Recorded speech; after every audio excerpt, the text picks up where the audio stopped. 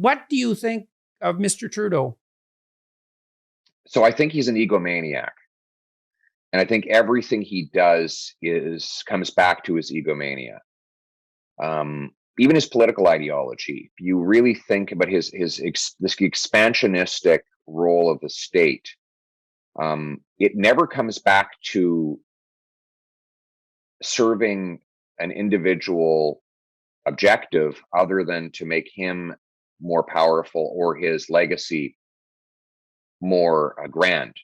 So let me give you a few examples. So he slashed the amount you can put into a tax-free savings account.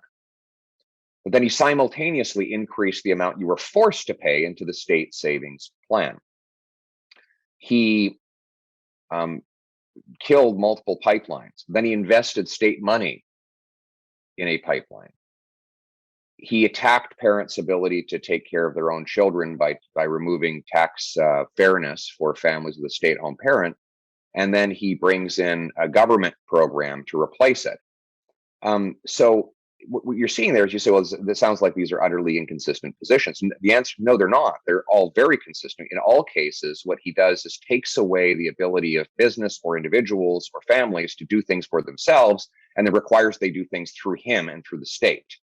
And his ideology is always about creating a pretext in order to justify the state garnering more control over every aspect of your life, how you raise your kids, how your business functions, what you see and say on the internet.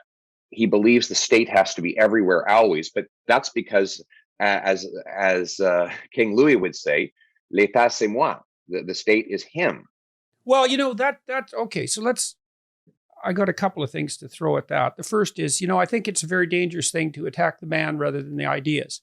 But you're making, as a rule of thumb, but you're making a case that in this case, that can't be done because there is a personality trait that is uniting diverse policy decisions that isn't ideational or ideological even. It is, in fact, personal. And so my sense of Trudeau, initially, I was very upset with his decision to run for prime minister because I thought, well, you don't know anything. And you're attractive and you can behave well in public and you have a charming facade. But you don't know anything in any real sense. And there's no indication that you do. You're not particularly well educated and you're not particularly accomplished. And this is actually a hard job. But worse than that, the only reason you even have the vaguest possibility of succeeding is because you have the same last name as your father. And then he ran. And I thought, well, how do you justify that to yourself? Because the gap of knowledge must have been painfully evident to him.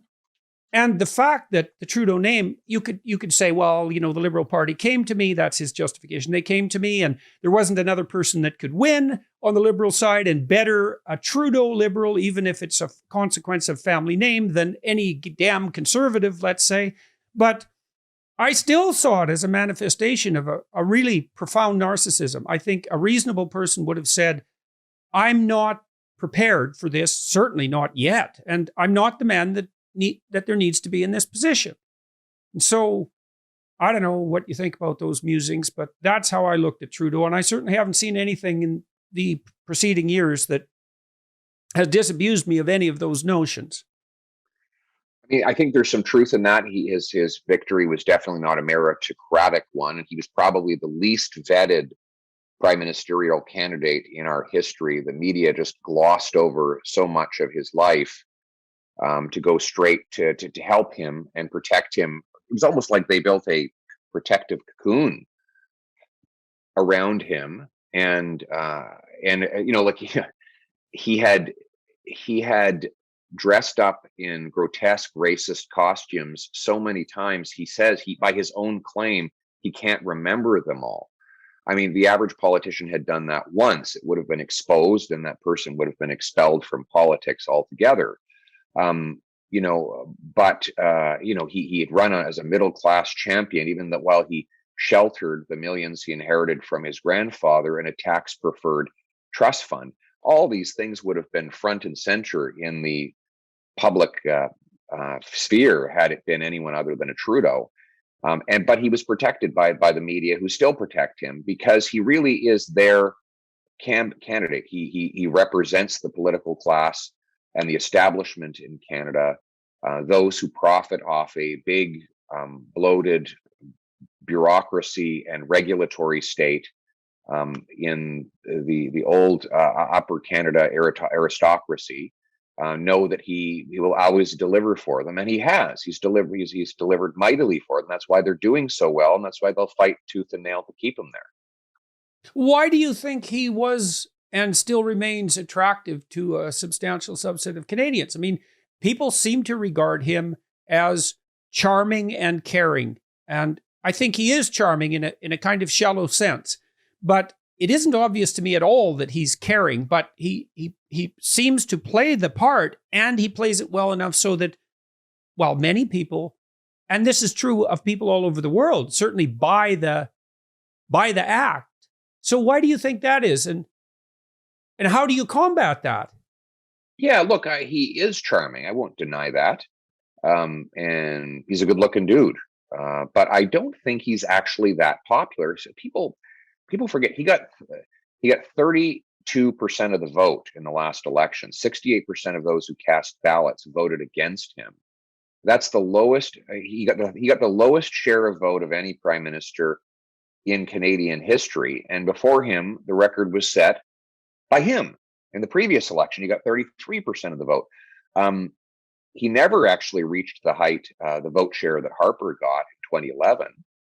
So we sometimes think he's an extremely popular guy because of the adulation he gets from the mainstream media, but in fact he's not that popular with ordinary Canadians. What he succeeded at doing, to his credit, is engineering a very efficient distribution of votes, so that with 32% of the vote, I think he got something like 45 or 46% of the seats, and that is the nut we need to crack. He wins a lot of seats with few votes. We win few seats with lots of votes. In fact, the last two elections, Conservatives have beat him in the popular vote. We just haven't got them in the right places. So that's the change we need to make, and I believe we will make in the forthcoming election.